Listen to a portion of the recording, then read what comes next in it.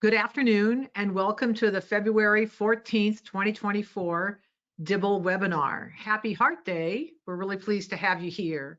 And we're pleased to have Marline Pearson joining us for a new format in Dibble webinars, more of a conversation and not at all PowerPoint driven. So super grateful to Marline for that. She'll be on in a few minutes. But let me ask you a couple, let's see. A couple of things. If your audio doesn't work, please log out, log back in. That usually solves it, or call in. There's a phone number included in your invitation. So I'd like everybody to go over and find their hand on their control panel. And please raise your hand if this is your very first Dibble webinar.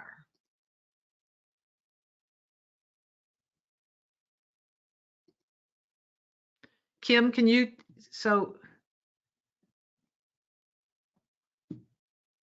Kim. Yes, we're about 10 hands raised right now. Great. Okay, that's about, 10% of the group that's here. So thank you very much, those of you who are brand new. And thank you, that's Kim, our engineer in the background. For some reason, I'm not able to open that screen. So, for those of you who are new, welcome. And for those of you who know of us, welcome back. We'll be using your hands a little bit more as we go on. One more thing is in the control panel is a handout for you today. It's the Dibble 2023 annual report. And so thank you for all the good work that you did that made us, reach this many young people. And finally, there's a questions box. We'll be taking your questions to ask Marline, although we'll be answering them at the end of the broadcasts. But we'd love to hear what you're thinking, what your questions are. So a little bit about the Dibble Institute for those of you who are new. We're started by Charlie and Helen Dibble, who saw young people's lack of confidence in having long-term relationships, and also the impact of unstable families on children meant a great deal to them, and they wanted to make a difference. And so that's how we started the Dibble Institute. And there's more on our website if you want more on the history. The Dibble Institute's a national independent nonprofit organization with clients. It used to be this map would be little bits of white and blue, but now it's all blue because we have programs in every state. Thank you, everybody who's listening in, and many territories. If you want to know more about our work, please download our annual report that's in the box. Our mission, we have a really niche, an important mission, but very niche for sure. We want to empower young people to gain agency in their intimate relationships. And we do that based on science and research. It's not what we think or what we think is a good idea, but we really base it in science. So as I said, we believe in research. Research is always an open question. We're always finding out more things. I mean, I cried when they said chocolate wasn't good for you, or last time they said it was good for you. So science changes over time. And that means at the Dibble Institute, because we're a nonprofit publisher, we do change some of our approaches that we recommend for young people or some of our guidance for young people. But you can rest assured that it's really based in the most recent science that we have. We're big fans of stable, safe, and nurturing families. I mean, the evidence is super clear that that's the best place to raise children. It's less clear about what legal form gets you there. So, of course, marriage sometimes has fewer challenges. If you're with a spouse and you're both earning income and you have more time to spend with your kids, that can be less challenging. There can be bad marriages that are also really hard on kids. And there's plenty of single parents who are doing amazing work every day that result in great, great kids. So we're less concerned about the actual family form and more concerned about the family form's impact on children. Big fans, again, of safe, stable, and nurturing. And finally, we're in this tiny field called relationship education, and we think it's for everybody. We were just having a discussion between the engineer, Kim, and Marlene and myself, and we all talked about how relationship education helped our relationships and marriages and parenting styles. And so it doesn't matter what flavor you are, how old you are, what your status is, relationship education can be super helpful. So with that as an introduction to the Dibble Institute, oop, wrong one. I'm going to stop showing my screen and ask Marlene to pop on to begin the conversation. So Marlene, there's Marlene. So Marlene's coming to us from Madison, Wisconsin today. So Marlene, you know, you and I have known each other for, I don't know, 20, 30 years, and you've had an interesting journey into this world of relationship education. Tell us about it. Okay. Well, I don't like to talk too much about myself, but it does relate to my interest in this. Okay, so basically, it is now 3 decades. I know, getting old, right? Hopefully young at heart. But, you know, for 3 decades, I've been a sociology instructor at a very large, diverse, technical and community college. And I just absolutely adore my students. I adore teaching here. And I think maybe it has something to do with I share a background with them. I am first generation to go to college and to even go beyond that. I come from an immigrant working class family. And so it's just like, you know, when I got my job there, it was kind of like coming home. Anyways, so my specialties in the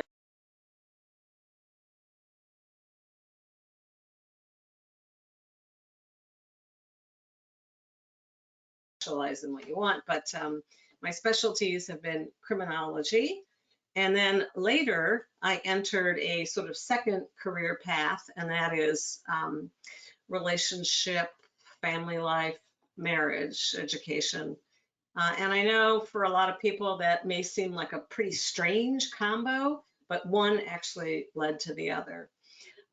In criminology, my focus, I always had I think I taught a pretty unique criminology class.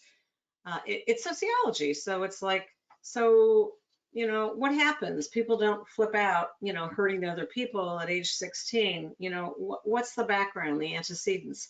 So I've always been very strongly interested in, you know, vulnerable children, trauma, at-risk children, families, and promising interventions and prevention programs. And so that's really been very, you know, really central focus. And what I came to see was that addressing relationships, or that relationships was kind of a pretty important factor that I think we really were not addressing in terms of, you know, something I'm really big on is sort of an asset building, you know, protective factors, asset building approach. I saw too many of my students thrown off track. How relationship issues, whether they were from their families of origin, or their own teen or young adult relationships, could really affect them. And, you know, sadly, too many of them were repeating patterns that they really wanted to leave behind. You know, unhealthy relationships, abusive, poorly timed, unplanned pregnancies. And I think really, I mean, when it comes down to it, I'm indebted to my students because they really taught me that we were missing something important, and that really the quality and nature of their intimate connections, relationships could really impact their lives in very important ways. I mean, not only their sexual choices and behaviors and their acceptance of unhealthy or controlling relationships or abusive, but also their schooling and their employment and their health, their mental health, you know, their emotional health or whatever.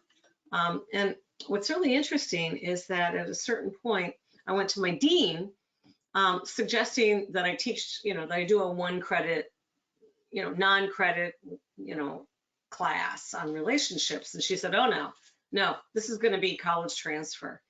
And she brought me in front of It's a pretty large college, so 100 of the support staff. These are advisors, counselors, all kinds of support staff, and I kind of made my case, and they were all, "We're with you. We're with you." Seriously, when they come to our offices for help, whether it's academic or emotional or whatever, because we have counselors, we have advisors, we have a huge support staff network. A lot of times it's related to relationship issues.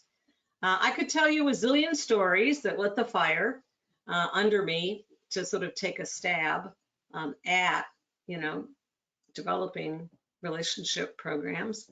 I'll just share one right now. And it has to do with she must have been, I'm trying to do, what would be, I have to do the math here. Might have been 25, because our students are everything from 15, 16-year-olds that, we bring in from the high schools till, who knows, 80. But they always say the median age is 26, but whatever. Anyways, she came to my class. I mean, she was in my criminology class, and we got to know each other. And she said, Marlene, she said, I come from a tough background. I got help from foster parents who saved me from my very abusive, drug-addicted parents. I got help with my own substance abuse issues. I've also, I got mentoring. I got help to get my GED, to get here to, the community college.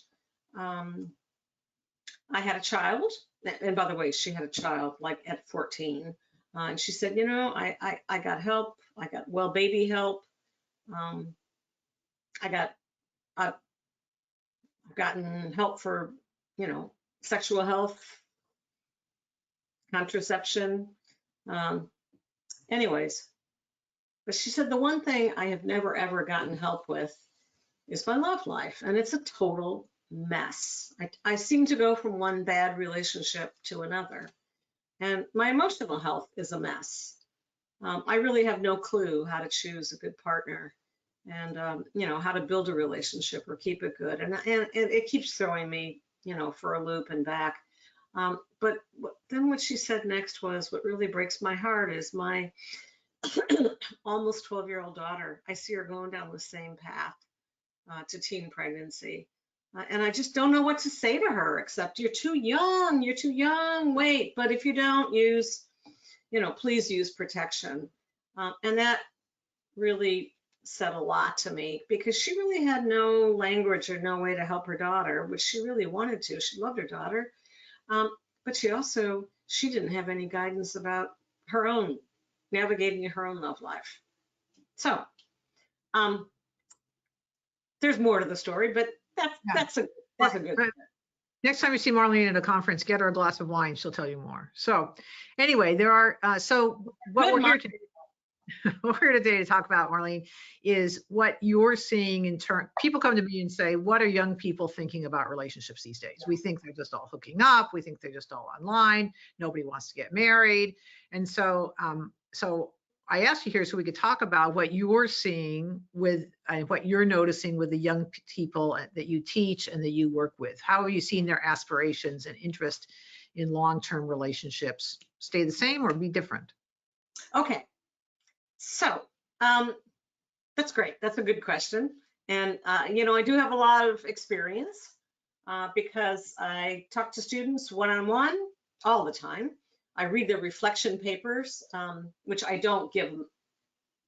Yeah, when they're really personal like that, I don't give them an ABC, but they have to do them. And anyways, I do consume a lot of research, but I'm not going to do that right now. I'm not. This is not an academic conference. What I want to really do is I want to pull from the insights that I've gotten, from teaching and talking to hundreds and hundreds, probably thousands of students, and for a long time. So I want to start with what I think has not changed, which has not changed.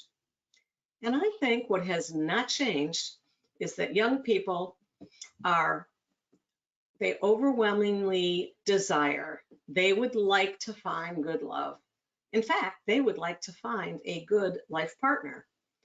Young women for sure, but I really get to know a lot of young men. And once you get beyond stereotypes and you really talk with them soul to soul, they, you know, they have an aspiration.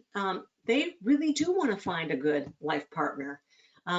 I would say they want to find lasting love someday, and keep that in mind, someday, okay? Someday, because that's going to be kind of a key thing I'm going to come back to a couple of times in this, you know, talk today or whatever.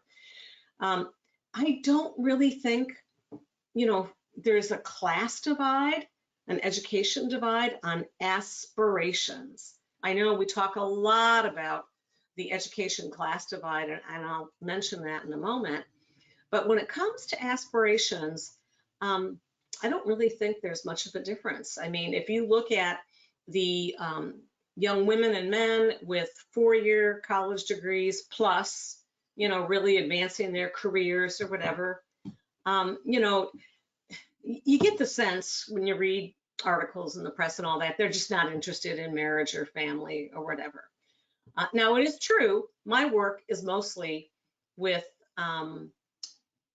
lesser educated and even more, what you might say, disadvantaged young people or whatever. But I do live in a major university town. I regularly, I go to university classes myself. I interact with university, and you know, the University of Wisconsin is pretty, what do you call it, competitive, whatever, university. And I have 2 adult daughters that probably would fall in this category. You know, they have college plus degrees and all of that, and they're friends. But the ones that are more highly educated, they will say, no, I do. We're interested in finding a good life partner. They do. Most of them do aspire to marriage and family. And by the way, this is especially voiced as they hit the late 20s and getting towards 30. But they have a whole lot of doubts. And by the way, a lot of the doubts and a lot of the concerns are some of the same things that my students have, okay, as they age, okay? So I'm actually pretty struck by how similar hopes and aspirations are across the education, you know, demographics and all of that. But of course, the key is you need to ask, what do you, do you envision children, marriage, family, in your future, okay, with a committed partner, okay, in your future? And by and large, most of them, not all, but most of them will say yes, okay? So that's one thing. Aspirations, I don't think have changed, and I don't really think there's a big divide with the 2 different demographics.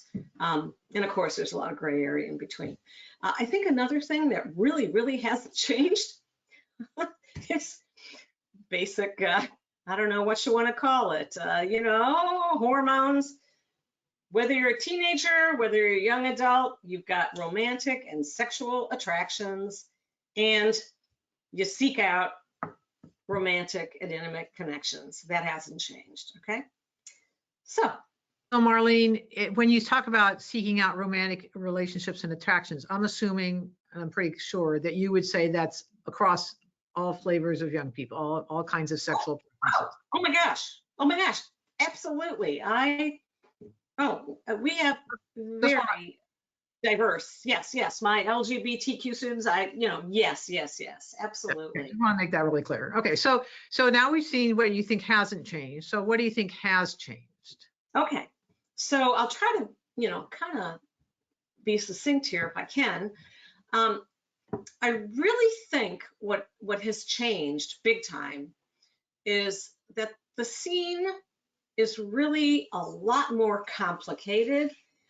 It's a lot more frustrating. It's a lot more unclear, ambiguous.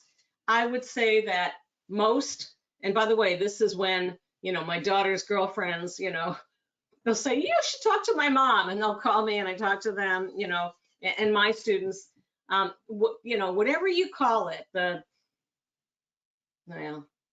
we're just talking, the dating scene, the hookup scene, the situationship, whatever you want to call it. You know what I'm talking about, right? Everybody down the line seems to voice frustration. And this is both true for males and females. It's true for my lesbian, my gay, my bi, my trans, my questioning, they all express the same frustrations. So what do they say? They say things like, people are fake. They're, into playing games. You can't trust anybody. You can't trust them not to cheat or sharing your private stuff on their social media. There's so much focus on appearance, body image, all that. And quite frankly, it's never clear what things mean. I mean, like, are we in a relationship? Are we not? What does it mean? Right? It's also ambiguous. And then, of course, this only increases after high school, where there's more and more reliance on dating apps. So many choices. Swipe right, somebody better going to come along.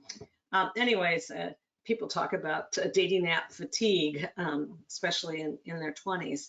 And I'm going to add something to this, something that I observe, and and I picked this up from what they tell me too, is I think there's a real pressure of what I would call the hookup culture.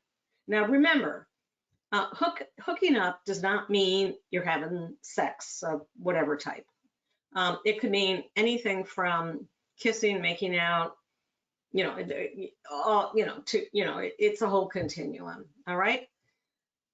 So, basically you go to a party, you drink, you dance, you grind, and then you kind of move off to hook up, right? But what's really interesting, and I hear this across the board, is kind of what happens often after a hookup, and that is people barely even make eye contact or, look at each other in the hallway or whatever. They sort of distance themselves. And this is all sort of done to prove it was meaningless. You don't want to seem desperate. You don't want to appear that you've caught feelings or whatever, okay?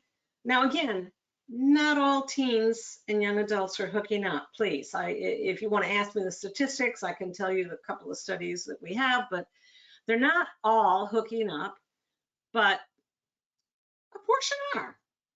And a significant portion are, and I think it exerts a kind of pressure, like, ooh, this is maybe what's expected. And so I think the upshot here, in terms of what has changed, is there's a whole lot of physical, sexual connection without emotional connection, and even without communication after physical intimacy. And so I think it leaves a whole lot of people kind of wondering, what's up? What's up? What did it mean? I can't hear you, Kay. You got your. So Marlene, well, first of all, I'm going to turn my camera on. Why? Oh, okay. No, it's on. So my camera's, my Wi-Fi is funky, so I'm going to turn off my camera. But before I go, what about for this specific generation, the Zs and young millennials? What do you think's changed? Oh, okay. I'm glad you asked me that. Well, okay. So something that I think is different.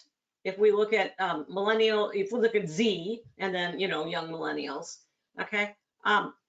Something that I think is really different, and quite frankly, I think it's pretty good, is that in an earlier period of time, there was almost this anxious concern, especially for females in their early to mid 20s, like, finding a mate, getting married. I mean, that was kind of on their mind. And I think nowadays, kind of across the board, really, demographics, teens and young adults, the focus is more on, getting your training, getting your education. I mean, like, I have students who, they have to kind of walk around the block a few times before they decide, oh boy, I better get to the technical college and get a skill or get something or whatever. But there is this focus about education, training, career prep, that this is what I have to be smart about. And so like marriage, finding a life partner, it is not front and center of their attention at all. Yes, they still have an aspiration to someday, I keep saying someday, you always have to ask that question, you know, imagine your future, right? Yeah, but it's not something they're concerned about or they're worried about. It's like, you know, in the future, right? So why is that a problem, Marlene? I would think that having kids focused on education, employment, and career would be great. So Yeah, and I agree with you. This is why I say I think it's good. I think it's really great that young people are taking, excuse me, education and training and career seriously. And quite frankly, I think we need to offer all the supports we can, especially for those, you know, with less advantages. I mean, you know, we need to help people be successful with education, training, and employment. And there's a lot more we can do there. But here's my point. While it's great to focus on your education and your career prep and all that, and not be obsessed with marrying so young, that doesn't give you a pass. That doesn't mean you don't need to be smart about your teenage and young adult relationships. Because quite frankly, a series of unwise, unhealthy relationships, they really can mess you up. And even if they don't mess you up, they don't teach you much or prepare you much for someday finding a good life partner when you're ready. And so, you know, here for me, here's the thing. The fact is, young people, they get zero, in my book, they get zero guidance for navigating their romantic and their sexual attractions as teenagers and as young adults. And many of them are not navigating this terrain so well. And I want to talk about, you know, kind of what happens here, because there's a whole group that get kind of, I'd call it snagged, derailed. You know, if you get into a really abusive, unhealthy relationship, controlling, that can really, I mean, I remember being invited to teach a class to the University of Wisconsin, their big outreach program to disconnected adults in the community. And, you know, I remember the director saying, you know, I've had too many people say, you know, my partner took my car keys, smashed my thumb drive, you know, it really, you know, when I say get snagged, you know, well, that's pretty dramatic, I guess, but derailed. I mean, one of the biggest reasons for dropping out of community college is unintended pregnancy for young men and for young women. So I think a lot of young people are not navigating this terrain so well, and they're having experiences that contribute to anxiety, insecurities, about commitment when they are ready someday, when that someday comes. You know, there's been a whole bunch of articles about finding my soulmate. Well, there's something to be said here. Chemistry is really, really important, but you know, soulmates aren't just discovered. Anyways, I'll say more about that later. So Marlene, can you circle back? You referenced before the educational divide, that young people without a full college versus a college degree have different outcomes on this. What's going on? Okay. So yes, even though I was saying aspirations, I think are pretty similar. I mean, there is definitely an educational divide that we need to reckon with, okay? Aspirations are similar. Realities are different. So let me explain. Let's talk about realities. Those with 4-year college educations, on average, are marrying at much higher levels. And at later age, average age is now, I think, 29, 30, right? And by and large, those with higher education, they are marrying before having children. Absolutely. Their non-marital birth rate is pretty low. They marry before having children, and they have lower divorce rates. And, even, some of them are having really great marriages. Anyways, and I guess I would say is that, so why is that? Why is that? Well, I mean, many of them have models, they have life scripts that implicitly, maybe not explicitly, but implicitly tell them, get your education, get a job, have employment, and have a committed partner. Be married before starting a family. And I think they, whatever. I mean, we just see this. I mean, maybe there's more sophisticated explanations, but the reality is different. The reality for those that are less educated, so, either community college or less, or high school or less, their marriage rates have totally plummeted. However, their rates of non-marital birth have really, really gone up. And here's the other thing, most of those pregnancies are unintended, okay? So, you want me to talk a little bit more about those realities? Sure. Okay. Yeah, please keep going. Okay. So you can butt in and, ask me stuff, but okay, so let's talk about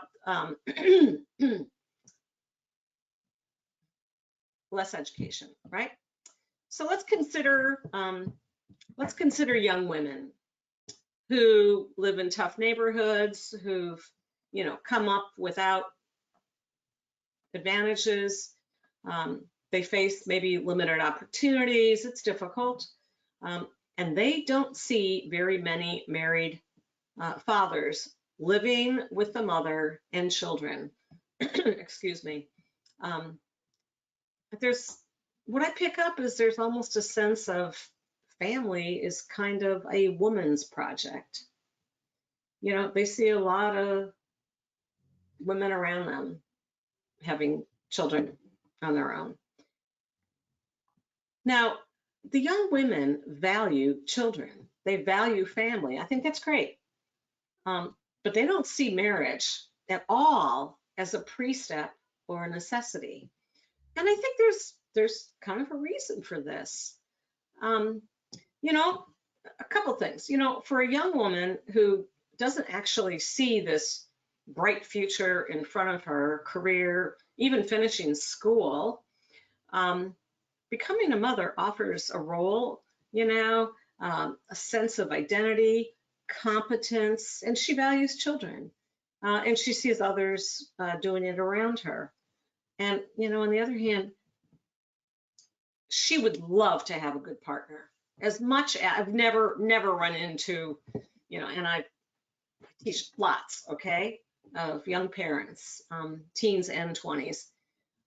As much as she'd love to have a good partner, she's not really seeing a whole lot of good prospects to actually marry. I mean, do you really want to marry or commit to somebody who's maybe not proven, they've come out of the system, incarceration, really haven't proven themselves to stay steady, a lack of a good paying job.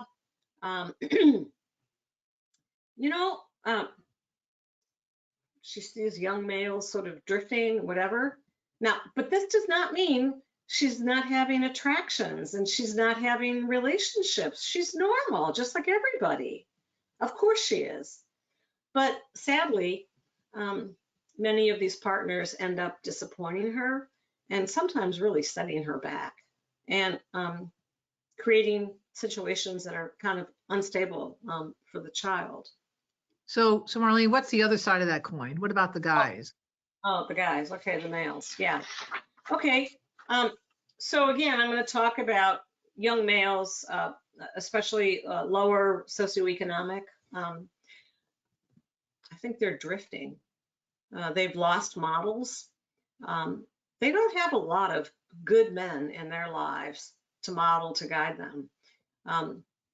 You know, many of them live in communities where there's not a huge critical mass of stable two-parent families. There's a lot of non-marital births. And by the way, they live in communities where there's a decline in two-parent families. And quite frankly, it's not because of divorce mostly. It's because of the rise of non-marital births. And, you know, when parents split up, most kids stay with their moms. And that's true, you know, that's just true across the board. Most kids, when parents split up, whether they were ever married or not, they mostly stay with the mothers. And I think many boys have lost access to fathers and to good men in their lives. And so a lot of the young men I deal with, they're dealing with father absence. They are dealing with parents whose relationships have fallen apart, subsequent residential transitions as parents have new partners. I will say one thing, young men today who've been through this, they really want to be good fathers. I really pick that up in my conversations, but they don't really connect. Nobody's helped them connect the dots. They don't really have a pathway. However, just like everybody else, they have sexual and romantic attractions, and many, I call it slide. I mean, it's not, I didn't actually invent that terminology. I'll credit Scott Stanley. But they slide quickly into sex, and they sometimes then find themselves accidental fathers. I mean, I hate to say that, but it's true. With someone, they never, ever decided, oh, we're going to be an us. We want a future together. We want to make a family. Most of those pregnancies, as I said, are unintended, and most of the relationships tend to fall apart in pretty short order. And that complicates their lives. It compounds their lives, the challenges, it compounds the challenges that they might have with education. I mean, oh my gosh, I've had young fathers pulled out, you know, police come in and pulled out of my classroom, you know, because, you know, they're haven't paid their child support, and not because they don't want to, but, you know, how do you get money out of somebody with no income, you know, young men trying to better their lives. I mean, it really dealing with all the drama. So it creates challenges for education, employment, bettering themselves, and to be the father they want to be. I think the fact of the matter today is we have a very serious boy and men crisis. I'd encourage everybody to read Richard Reeves' book, of Boys and Men. Sort of disagree with one of his conclusions, but he really does paint it. I mean, if you look at anything, high school completion, going to college, disconnection, detachment from the labor force, underemployed, they're drifting. Young boys and men are drifting, and boy, there's a lot more to that story. But they're also drifting with their intimate lives. I mean, nobody's guiding them there. And so, you know, that is sort of the realities I see in terms of this sort of education divide. But I want to say a little bit about the realities of those with, you know, the higher education, because as I said, their realities are different. They do have higher marriage rates. They tend to marry before having babies, but they do have other issues. And some of those issues are the same as my students deal with. You know, this is something I hear a lot. hey, the big question many of us have in our relationships, should I commit or should I break up? I literally hear people say, well, we're either going to break up or we're going to get married. How do I know when a relationship is worth it, when it's not? Those are really big things that I hear.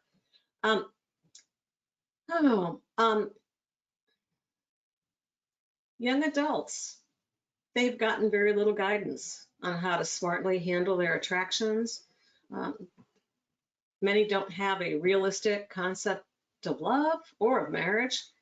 And they, as much as their less educated counterparts, they don't get relationship education. They haven't learned things like, you know, what's important to find out about somebody, you know, that I'm attracted to. How do I assess a relationship? You know, what are some of the essential conversations with somebody I'm getting really serious with that we should be having about the big areas of life? How do I even know if we're on the same page? Little understanding of why sliding quickly, and I'm not trying to be moralistic or old-fashioned, but quite frankly, sliding fast into sexual and romantic involvement, sliding fast before you really know somebody, you know, is kind of risky. May not be wise. And so by the time this sort of more highly educated group is approaching late 20s, 30s, and it's probably younger for my demographic, boy, they have a lot of anxiety, a lot of insecurity about commitment. Because this is the someday, okay? Sort of ready now. Maybe I'm ready to, you know, to have a serious partner, to marry, you know, to have children, but they have all these doubts. They have all these doubts. Here's a quote I just got to give to you. Well, I'm with somebody who's good, who's fine, but I don't feel they're my soulmate. But is it really worth it to break up? Is it worth the time that it'll take me to find somebody else? Yeah, if I were 20, yeah, maybe the answer would be break up, but I'm 30. Maybe I should just make the best of it. And I'm so done with the dating apps. You know, a lot of my students have some of the same insecurities, anxieties about commitment. You know, we could add to that. I mean, some of my young men, you know, they have seen, you know, guys, you know, child support payments, but, you know, not having access to children. I mean, there's just a whole lot. So anyways, there you go. So Marlene, just to give you a heads up, you have about 15 minutes.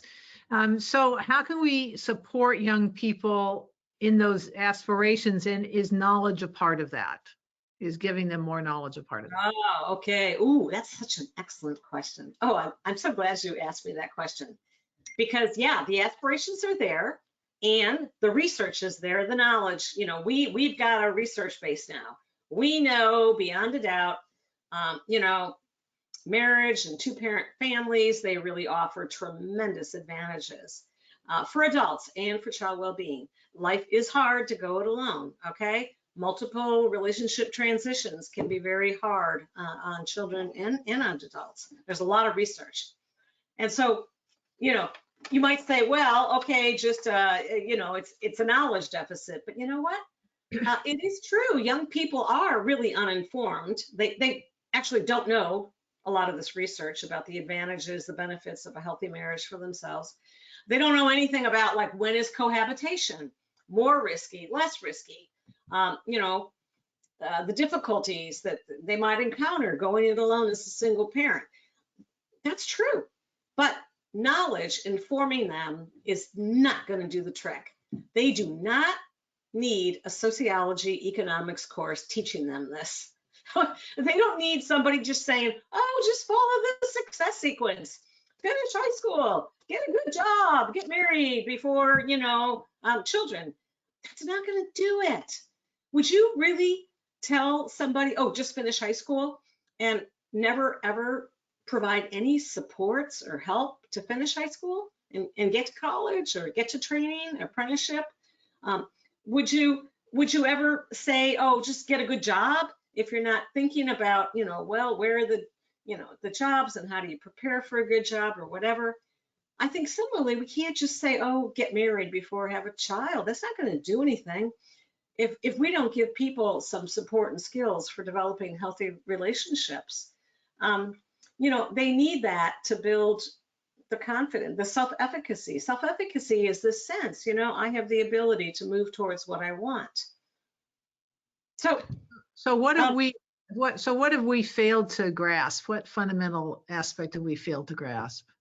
I think what we've really failed to grasp big time is that habits of the heart, they start to take root in the teenage years.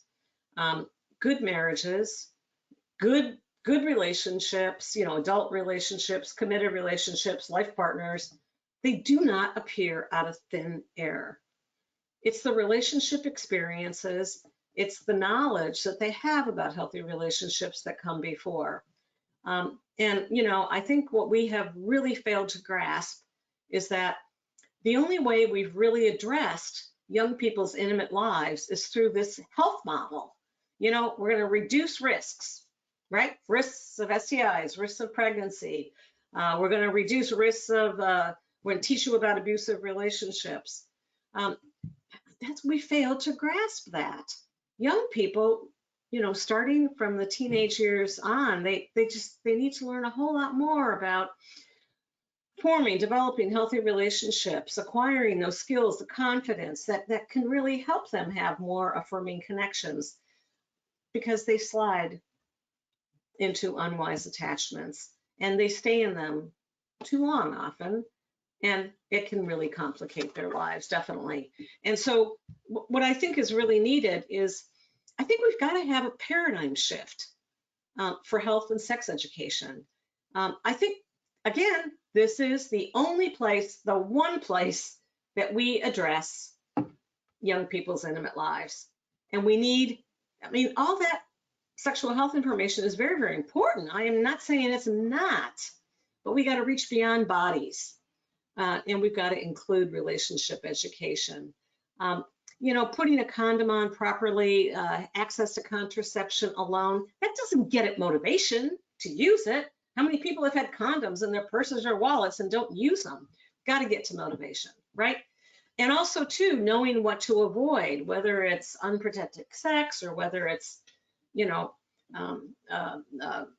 red flags of abusive relationships. That's all very important, but it doesn't teach you how to move towards what you want, what's positive. It doesn't build the agency to be the director of your intimate life. And I also think student success. It's not just academic, it's also healthy relationships. And I think we really need to include that. And so I could tell you, when you want to ask me, I could tell you about the messages I try to give young people and what young people say they really appreciate. Yeah, so I'm imagining the people who are here today deal a lot with young people and are probably asking you just that. What do you communicate to young people? Well, I've got some sort of key messages, and then I could just really kind of rattle through quickly what they tell me they really, really appreciate. And I guess, the first key message would be, yeah, you're focused on education and career. That is great, but don't ignore your love life, okay?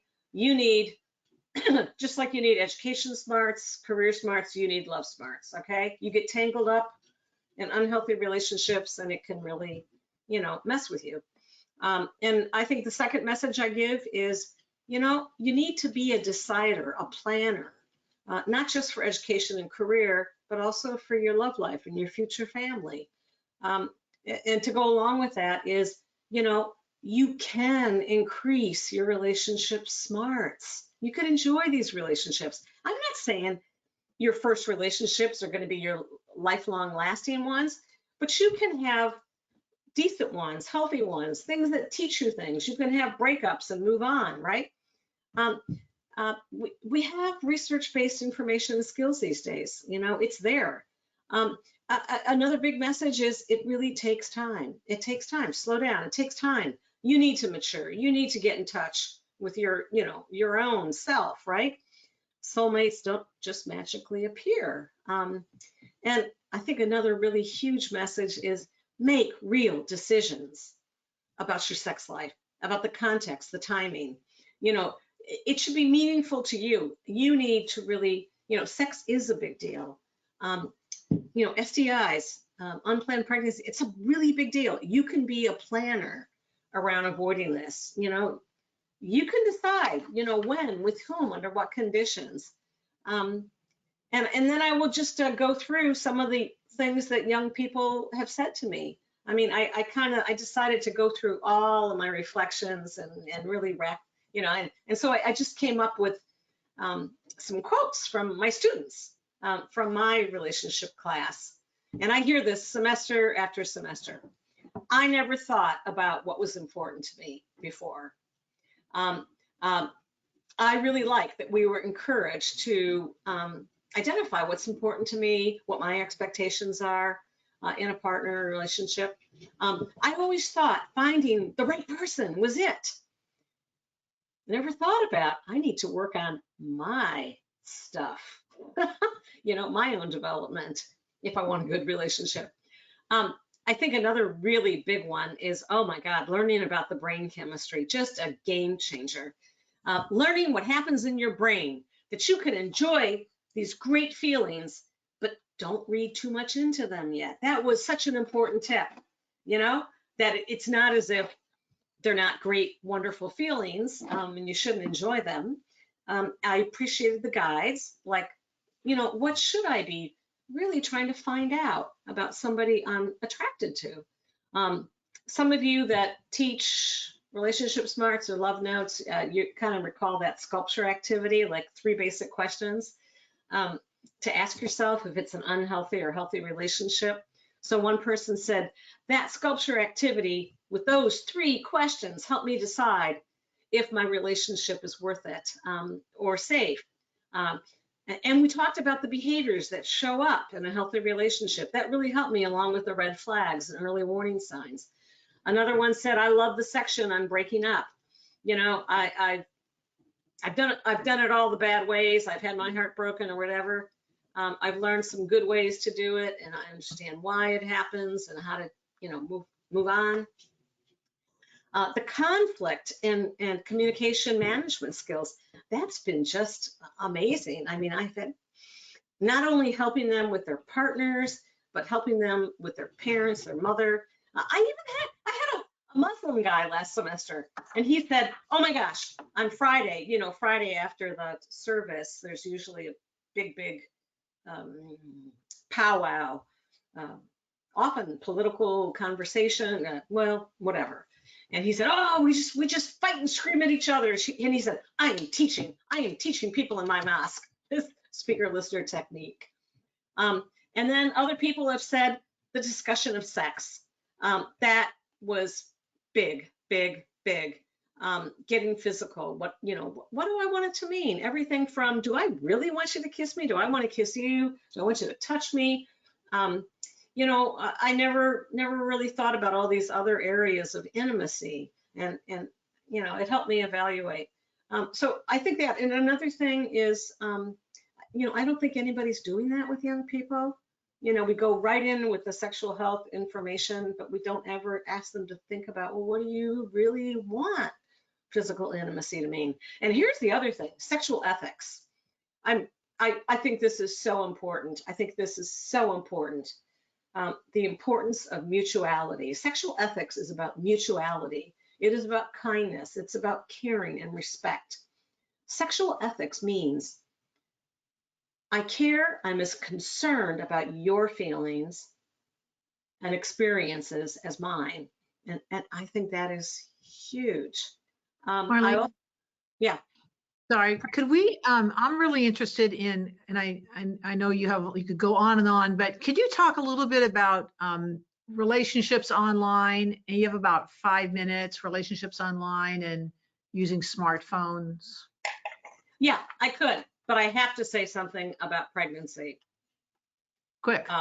Because I think that is probably one of the biggest things, you know, through the eyes of a child. Because, you know, we have some activities that really help them, you know, look at unplanned pregnancy through the eyes of a child. And that has been huge, huge, huge, huge for everybody across the board. Like I never really thought about, you know, what a child needs or wants, and how a committed, parental partnership really, really matters. I never thought about that before. I never thought about planning, timing. And so I think that is really, really important. In fact, I just got to tell you one quote here. Wow, I'm thinking twice before I slide under the sheets with anybody. Yeah, it got me thinking, what do I have to have in place before I have a child? Okay, so anyways, that's good. So I will talk about online. This is a really, really big one. It's very, very big. And I think that, doing, relationships are done online, a lot of social interaction. I think they really want to talk about it, but they don't want to be lectured. And so I think the key is, when you ask young people, and so I have some activities that I ask young people to really think about, well, what are the upsides? What are the pluses? What are the greats? What are the downsides of, relying so much on your, digital technology for your relationships and everything? And, it's really amazing when you challenge them, they do really come up with good stuff. And I think that's really key, is asking them, trying to pull stuff out of them. A lot of them know that they do really spend way too much time, but, get them really pulling it out, talking about it, interspersing, nuggets of research that can really help them think about how is this affecting, my mental health? How is this affecting how we communicate, understand each other? And I'm really concerned about social and emotional development, because I think you got to be able to read emotional and social cues. And I don't think you can do that unless it's voice to voice, face to face. And of course, the other thing about the digital age is pornography. That is another huge thing that we need to be really talking about. I mean, again, helping them be more critical thinkers about it, to understand how it might really be affecting their own sexual lives. That's huge for males and females. Right. We could have a whole nother webinar on that, Marlene. So why don't you wrap it up as we come to a close here? Okay. Well, I guess the major thing that I would like to say in closing is that I think we all really can help young people increase their relationship smarts, teens and into their 20s, and they are hungry. Young people are so hungry for this.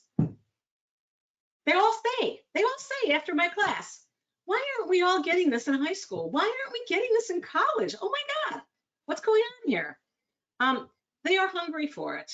And I think and they really, really appreciate it. And I think, we can do it. We can do it. And I think it's just a necessary, relationship education is such a necessary addition to what we do with, school supports, sexual health, student success. Thank you. Whatever. Thank you very much. Thank you, Marlene. Just a few more things before we go. So, thank you for joining us today. Appreciate you being here, and I'm sure you enjoyed Marlene. If you have any questions of hers, please write it into the questions box. The webinar will be available in just a couple days, and we'll send you notification of that. You'll get a certificate of completion in the mail, or in the obviously not the mail, the email.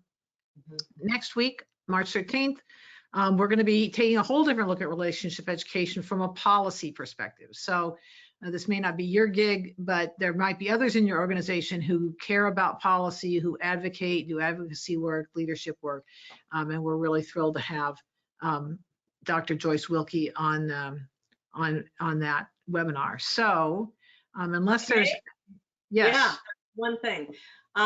Usually I just like to leave a whole lot of time for Q&As.